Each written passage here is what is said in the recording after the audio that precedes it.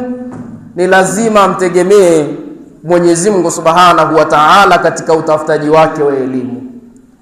Anahitaji kuwa tajiri mkubwa, ni lazima vile vile amtegemee Mwenyezi Mungu Subhanahu wa Ta'ala katika utafutaji wake wa riziki.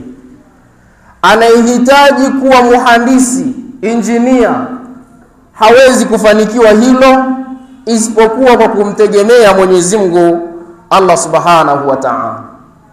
Anahitaji hata kuoa ama kuolewa, hahitaji kingine isipokuwa kwa kumtegemea Mwenyezi Mungu Subhanahu wa Ta'ala, jambo lake linaweza likawa ni zuri na lenye kufanikiwa. Kwa hivyo maisha yetu sisi sote tunavyoishi, tunamtegemea Mwenyezi Mungu Subhanahu wa Ta'ala, ikiwa ndiyo kimbilio letu, iwe wakati wa mvua, iwe wakati wa jua. Mwenyezi Mungu Subhanahu wa Ta'ala ndiyo mwamvuli wetu wa kujikinga ima na jua ama na mvua. Huyu ndiyo abaki kuwa ndiyo tegemezi letu katika maisha yetu sote. Katika aya ambayo nimeitanguliza, Mwenyezi Mungu Subhanahu wa Ta'ala anasema ya kwamba, katika aya ndefu sana, mwisho anamalizia akisema Rabbana alayka tawakkalna wa ilayka anabna wa ilayka almasir. Mmoja katika wafasiri wazuri wa Qur'an, Nuru Thaqalain, asema ya kwamba al-inaba wa tawakkul la yakunani illa ala Allahi azza wa jalla.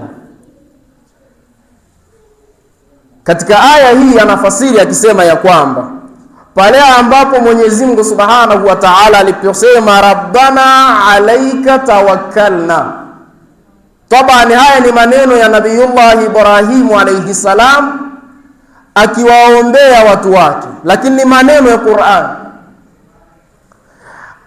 Nabiyullah Ibrahim alayhi salam anamuomba Mwenyezi Mungu Subhanahu wa Ta'ala akimwambia, Rabbana, ewe Mola wetu kipenzi, alayka tawakkalna, kwako wewe tumeegemea, kwako wewe tunakutegemea, wa ilaika anabna, na marejeleo yetu ni kwako Mwenyezi Mungu Subhanahu wa Ta'ala, wa ilaika almasir, na mafikilio yetu vile vile ni kwako wewe Mwenyezi Mungu Subhanahu wa Ta'ala, hatuna mwingine wa kumtegemea. Sasa suala la tawakkul au tafwidhul umuri ila Allah ni katika mambo muhimu sana ambayo mwanadamu mara zote katika maisha yake anapaswa kuelewa hivyo, kwamba mambo yako yote muachie Mwenyezi Mungu Subhanahu wa Ta'ala. Wa ufawwidhu amri ila Allah, kwamba mambo yako wewe Mungu ndo akuamulie nini cha kufanya, na sio wewe uamue nini cha kufanya. Sasa asema al-inaba ni arrujuu ila Allah, ni kurudi kwa Mwenyezi Mungu Subhanahu wa Ta'ala. Na tawakkul maana yake ni kwamba ni kule kuyegemeza mambo yako yote kwa Allah Subhanahu wa Ta'ala, kama ndiyo suluhisho la mwisho katika maisha yako yote. Rabbana alayka tawakkalna wa ilaika anabna wa ilaika almasir, Mola wetu mlezi, kwako wewe tumeegemea, bali marejeleo yetu ni kwako, na mafikilio yetu vile vile ni kwako wewe Mwenyezi Mungu Subhanahu wa Ta'ala. Kwa hivyo leo utakaposwali, ibada zako zote ambazo unazozifanya, hakikisha ibada hizo unamtegemea Mwenyezi Mungu Subhanahu wa Ta'ala. Fanya tawakkul katika ibada zako. Maneno ya al-Imam al-Husaini alayhi salam asema ya kwamba katika masala za ibada, akisema ya kwamba inna qauman abadu Allah raghabatan fatilka ibadatu tujar wa inna qauman abadu llaha khashyatan fatilka ibadatul abid wa inna qauman abadu llaha shukran fatilka ibadatul ahrar wa hiya afdalul ibada salawatullahi wa salamuhu alayhi. Ma salli ala Muhammad wa ali Muhammad. Al-Imamu al-Husaini alayhi salam anayo haya maneno mazuri sana akisema ya kwamba inna qauman abadu llaha raghabatan fatilka ibadatu at-tujar, watu wenye kumwabudu Mwenyezi Mungu Subhanahu wa Ta'ala ikiwa wakawa na raghba na matamanio ya kupata yale ya Mwenyezi Mungu Subhanahu wa Ta'ala, kwamba ibada zao wanapomwabudu Mwenyezi Mungu Subhanahu wa Ta'ala wanamwabudu kwa sababu wapate badali ya ibada wanazozifanya, wapate mukabil wa kile ambacho wanachokifanya. Sasa al-Imamu al-Husaini alayhi salamu anasema watu hawa ibada zao ni ibada za watu wanaofanya biashara, kana kwamba wanafanya biashara na Mwenyezi Mungu Subhanahu wa Ta'ala. Ni ibada, lakini ipo bora zaidi ya hii ambayo anahitaji al-Imamu al-Husaini alayhi salam. Kisha akasema wa inna qauman abadu llaha khashyatan, na hakika watu ambao waliomwabudu ama wanaomwabudu Mwenyezi Mungu Subhanahu wa Ta'ala kwa hofu, kwa kuhofia ya kwamba ibada zao zile wanamwabudu kwa sababu kuna moto, kwa sababu kuna adhabu pengine kaburini, adhabu mbalimbali zinazopatikana barzakh. Ikiwa watu hao wanamwabudu Mungu kwa ajili hiyo, kwa sababu kuna moto, kwa sababu kuna adhabu mbalimbali, anasema hii ni ibada lakini si bora. Kisha anamalizia maneno yake akisema wa inna qauman abadu llaha shukran, na kwa hakika watu ambao wanamwabudu Mwenyezi Mungu kwa kumshukuru Mungu, anasema basi ibada hiyo fatilka ibadatul ahrar, hiyo ndio ibada ya watu ambao wako huru, wa hiya afdalul ibada, na hiyo ndio ibada bora zaidi kwa Mwenyezi Mungu Subhanahu wa Ta'ala. Unamwabudu Mwenyezi Mungu Subhanahu wa Ta'ala ukiwa uko huru, si kwa sababu unaogopa moto wa Mungu peke yake, si kwa sababu unamwabudu Mungu akupe cheo, akupe utajiri, akutoe katika sehemu moja kupeleke sehemu nyingine, la, bali unamwabudu Mwenyezi Mungu Subhanahu wa Ta'ala shukran lahu, kwa ajili ya kumshukuru Mwenyezi Mungu Subhanahu wa Ta'ala kwa neema nyingi alizokuneemesha. Al-Imamu al-Husaini alayhi salamu anasema fahiya afdalul ibada, hiyo ndio ibada bora zaidi kwa Mwenyezi Mungu Subhanahu wa Ta'ala. Mtu anaweza sione neema zinazomzunguka, akatizama mambo katika yale ambayo mabaya tu, salbiyat, kisha akaacha kuyatizama yale mambo ambayo ni ijabiyati, mazuri kwa Mwenyezi Mungu Subhanahu wa Ta'ala na mazuri kwake yeye.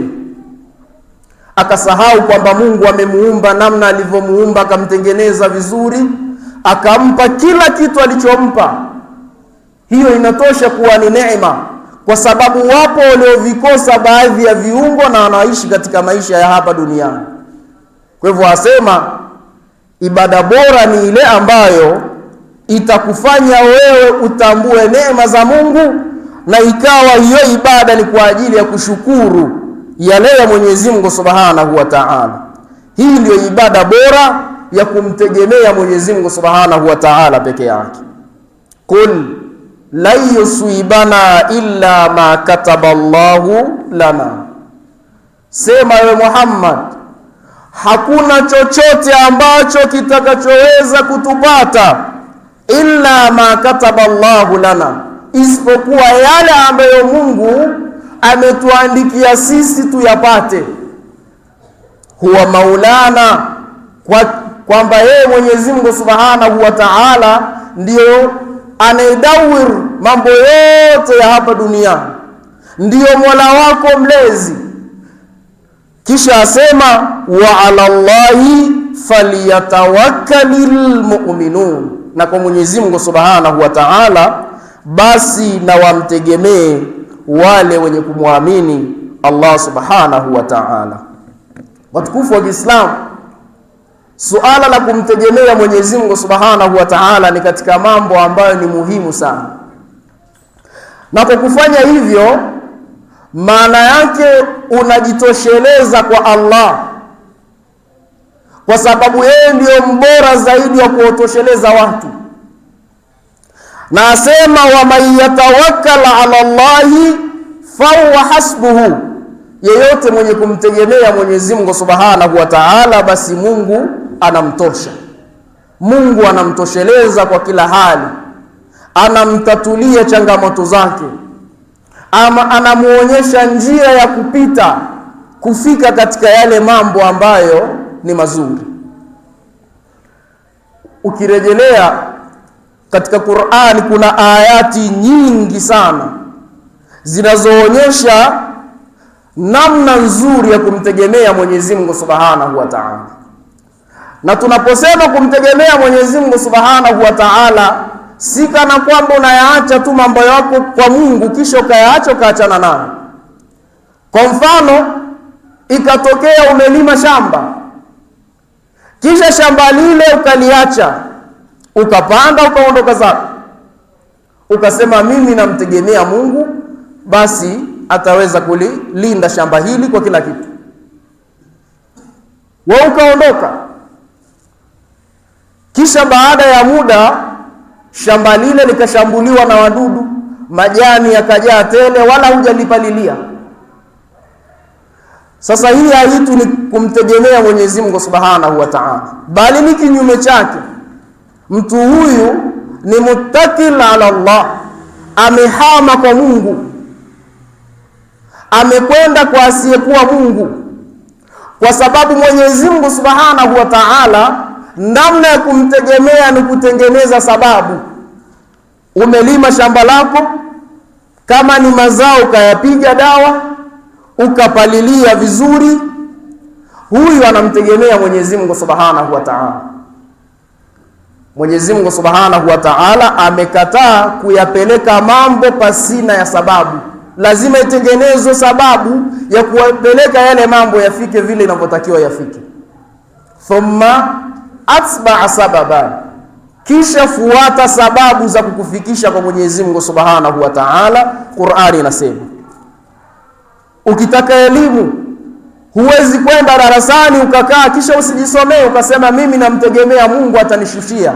La, lazima upambane, lazima ujisomee. Hiyo ndiyo namna nzuri ya kumtegemea Mwenyezi Mungu Subhanahu wa Ta'ala. Thumma atba'a sababa, kisha fuata sababu za kukufikisha kwa Mungu. Hiyo itakuwa ni namna nzuri ya kumtegemea Mwenyezi Mungu Subhanahu wa Ta'ala. Watukufu, tunapolizungumza hili jambo linaonekana kana kwamba ni jambo la kawaida sana, lakini katika mazingira ya kwetu, katika jamii zetu, tumehama sasa kutoka kwa Mungu tumekwenda kwa asiyekuwa Mungu. Siku moja Imamu Ali alayhi salam ameingia msikitini, kisha akawakuta watu wamekaa msikitini, wengine wamekaa vibarazani. Akawauliza, man antum, nyinyi ni akina nani? Qalu, wakasema, nahanul mutawakkiluna ala Allah, sisi ni wale ambao tunaomtegemea Mwenyezi Mungu Subhanahu wa Ta'ala. Yani wameacha makazi yao, wameacha biashara zao, wameacha kila kitu, hawafanyi kazi yoyote, wamekaa msikitini wakisema kwamba sisi tunamtegemea Mwenyezi Mungu Subhanahu wa Ta'ala. Al-Imamu Ali alayhi salam akawaambia ya kwamba bal antum muttakiluna ala Allah, bali nyinyi mmehama kwa Mungu, nyinyi si wenye kumtegemea Mwenyezi Mungu Subhanahu wa Ta'ala. Kumtegemea Mungu unatengeneza sababu, hizo sababu zitakufikisha kwa Mungu. Mfano mzuri ni pale ambapo Nabiiullah Ibrahimu alayhi salam alipokuwa anakaribia kuchoma moto baada ya kuni nyingi zilipokusanywa, na kisa cha Ibrahimu kinaelezwa hapa, tutafaidika sana. Lakini kwa haraka kipindi ambapo amekusanyiwa kuni nyingi, kisha wakamtia ndani ya zile kuni na wakauwasha ule moto, riwayati zinaonyesha ya kwamba walishuka malaika mbalimbali, akiwepo Jibril alayhi salam, akimuuliza alaka haja, je, una haja yoyote kwangu mimi? Kaambia imma ilaika fala, ima kwako wewe na Jibril, wala sina haja yoyote na wewe. Bali walishuka malaika wa mvua wakimwambia, unaweza ukatuamrisha sisi tukauzima huu moto? Wakashuka malaika wa hewa ama wa upepo, wakamwambia kwamba ukituomba sisi kwa idhini ya Mwenyezi Mungu Subhanahu wa Ta'ala, tunaweza tukaufanya huu moto si wake. Lakini Nabiyullah Ibrahim alayhi salam akawaambia, kwenu nyinyi sina haja.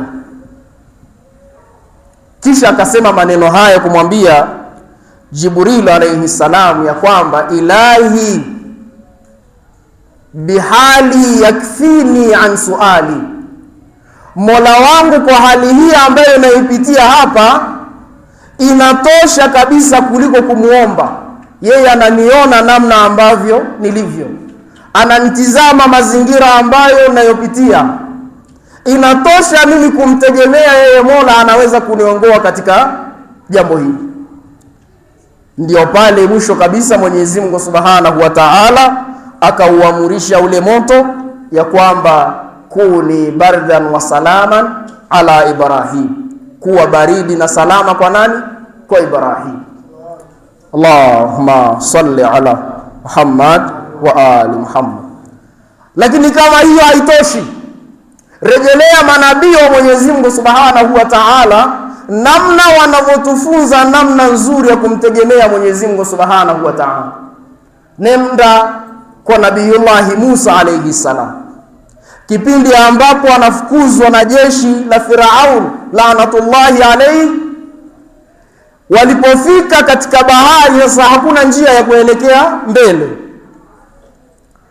hawawezi kwenda, ni bahari. Wale mabwana wakageuka wakimwambia Musa alayhi salamu ya kwamba inna la mudrakun, wale mabwana wanakuja na jeshi kubwa, watatupata hapa, watatuua. Alifanya nini Nabiyullah Musa alayhi salam? Qal kalla, akawaambia la hasha, haiwezekani, inna ma'i ya rabbi sayahdini. Hata katika njia ngumu namna ile, haoni mbele wala haoni nyuma, hawezi kwenda mbele wala hawezi kurudi nyuma. Akienda mbele ni bahari, wakirudi nyuma watakutana na jeshi la Firaun. Lakini bado anaendelea kumtegemea Mwenyezi Mungu Subhanahu wa Ta'ala kwamba yeye ndio suluhisho la mambo yote.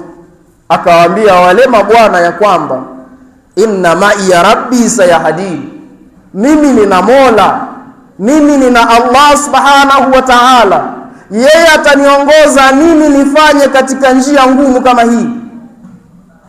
Ndipo Mwenyezi Mungu Subhanahu wa Ta'ala akamwamrisha ya kwamba piga hiyo bahari kwa fimbo yako hiyo, kisha maji yakajigawa sehemu mbili na yeye akapita. Tizama katika mazingira kama hayo ambapo waumini wa kawaida katika mazingira magumu ya namna hiyo, wao huwa hawakati tamaa. Yani hata mtu ambaye yupo amelowea katika maasi, yeye ni muovu wa mwisho, hapaswi kukata tamaa, kwa sababu Mola yupo. kinachofanyika ni yeye kumrejelea kwa Mwenyezi Mungu Subhanahu wa Ta'ala, ni kurudi kwa Allah Subhanahu wa Ta'ala, kwa sababu yeye ndiye ambaye anayeweza kumpa njia za kufanya na akapita katika mazingira magumu ya namna hiyo. Alladhina qala lahumun nas inna an-nasa qad jama'u lakum fakhshawhum fazadahum imanan wa qalu hasbunallahu wa ni'mal wakil.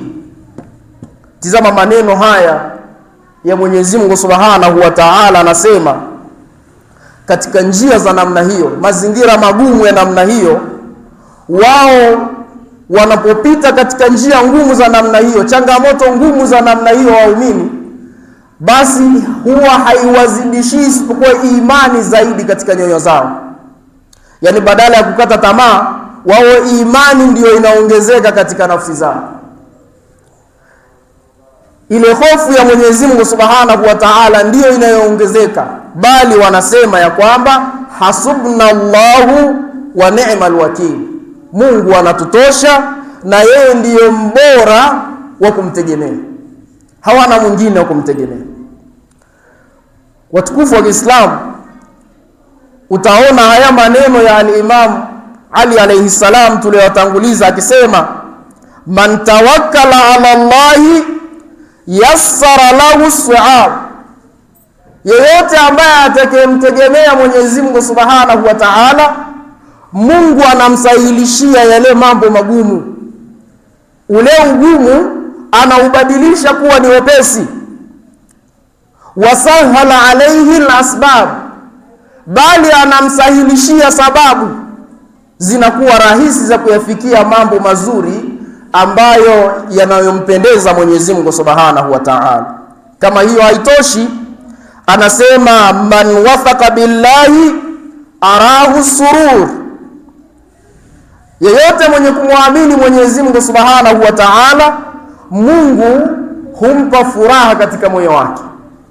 Mwisho anasema wa man tawakkala alayhi kafahu al-umur, na yeyote mwenye kumtegemea Mwenyezi Mungu Subhanahu wa Ta'ala, Mungu humtosheleza katika mambo yake. Mungu humpa kila hitaji la moyo wake, humpa furaha ndani ya moyo wake. Watukufu wa Kiislamu, suala la kumtegemea Mwenyezi Mungu Subhanahu wa Ta'ala si jambo dogo, kama ambavyo mimi na wewe tunaweza tukadhani ni kitu cha kawaida. Na ili uone hilo, nenda katizame mazingira aliyokuwepo nayo al-Imam al-Husaini alayhi salam mwisho kabisa wa uhai wake. Akiwa katika ardhi ya Karbala, alikuwa katika mazingira ya namna gani? Akiwa katika ile hali watu wote washauliwa, amebaki yeye mwenyewe faridan wahidan, hana ambaye anayeweza kumsaidia kwa jambo la aina yoyote. Katika mazingira namna ile, utaona namna alivyokuwa na maneno yake mazuri ya kuonyesha alivyokuwa akimtegemea Mwenyezi Mungu Subhanahu wa Ta'ala, kwa kutoa vyote alivyokuwepo navyo kwa ajili ya Mungu. Mpaka hata yule mtoto mdogo alipouliwa kwa kupigwa mkuki, mshale, alimwambia Mwenyezi Mungu Subhanahu wa Ta'ala, khudhu anni hatta tarda, chukua kwangu mimi mpaka uridhike unachokitaka. Ikiwa kumchukua huyu mtoto mpaka utaridhika, basi chukua. Akisema ya kwamba al-Imam al-Husaini alayhi salam, hata ikiwa hii dini ya Bwana Mtume sallallahu alayhi wa alihi wasallama haitosimama isipokuwa kwa kuuliwa kwangu, fayasuyufi khudhini, basi yenye mapanga nichukue. Tizama, haoni kingine isipokuwa anamuona Mwenyezi Mungu Subhanahu wa Ta'ala. Lakini si hivyo tu, kubwa zaidi ni maneno yake ya mwisho kabisa, akiwa katika lahdhati al-akhir, akisema ya kwamba taraktul khalqa turran fi hawak, nimeacha kila kitu, kila ambacho nachokipenda mji wa babu yangu Madinatul Munawwar pia nimeuacha, lakini Maka tukufu vile vile nimeiacha, na vyote ambavyo nilivyokuwepo navyo nimeviacha vikiwa hewani kwa ajili yako, kwangu sijali chochote. Kisha anasema wa itamtul iyala kay arak, bali nimewafanya mayatima watoto wangu, kina Sukaina, kina Ruqayya na wengine wengi. Ameacha wake zake, ameacha watoto wake anawapenda, amewafanya kuwa ni mayatima kwa ajili ya kukutana na Allah subhanahu wa ta'ala. Tizama mazingira ya namna hiyo. Maneno marefu sana katika sehemu hii akisema, mpaka sitojali mimi ikiwa nitachomwa mikuki katika mwili wangu, nitapigwa mishale katika mwili wangu, pasina kujali mishale ile itaingia sehemu gani, iwe ni machoni, kifuani ama tumboni, sijali jambo hili, ila ninachokifanya hicho ni kwa ajili ya kukutana na wewe Mwenyezi Mungu Subhanahu wa Ta'ala. Hajali chochote, anamtegemea Mwenyezi Mungu Subhanahu wa Ta'ala. Lakini tizama maneno yake mengine akisema, illam takunu al-abdami lilmauti unshi'a faqatlu al-mar'i bisayfi fillahi afdal. Ikiwa hili imeumbwa, itaondoka, itakufa, italiwa na wadudu, ikiwa itabidi kufa mimi, basi ni bora kuuliwa katika dini ya Mwenyezi Mungu Subhanahu wa Ta'ala. Hilo ni jambo bora kwangu. Almautu lana ada wa karamatuna min Allahi shahada. Mauti kwetu sisi ni ada ya kawaida, ni kawaida, hatuogopi, bali utukufu wetu ni kwa Mwenyezi Mungu Subhanahu wa Ta'ala, haogopi kufa. Sasa leo sisi tumekuwa mutakiluna ala Allah, tumehama kwa Mungu. Kwa mfano sasa hivi katika jamii yetu kuna jambo ambalo linaloendelea si la kawaida, na naomba nimalize hutuba yangu kwa kulisema hili jambo, na niombe radhi pia kulisema jambo hili. Kumekuwa na jambo fulani linaloendelea katika jamii yetu, kwamba ikitokea mtu amekugusa bega, zile sehemu zako za siri zinapotea, zile nyeti zinapotea. Jambo hili linaendelea sana katika jamii ambayo sasa hivi tunayoishi. Hilo sio kubwa. Kubwa ni pale ambapo tunapoamini kwamba rababendi na pini unaoivaa mkononi kwamba inakulinda. Watu wamekuwa mutakiluna ala Allah, wamehama, mutawakiluna ala Allah, wamehama kwa Mungu na wamekwenda kwa asiyekuwa Mungu. Wanaamini sasa ile rababendi na pini ambayo ameivaa katika mkono wake, hata ikitokea amepigwa bega, basi zile sehemu zitabaki kuwa ziko hai.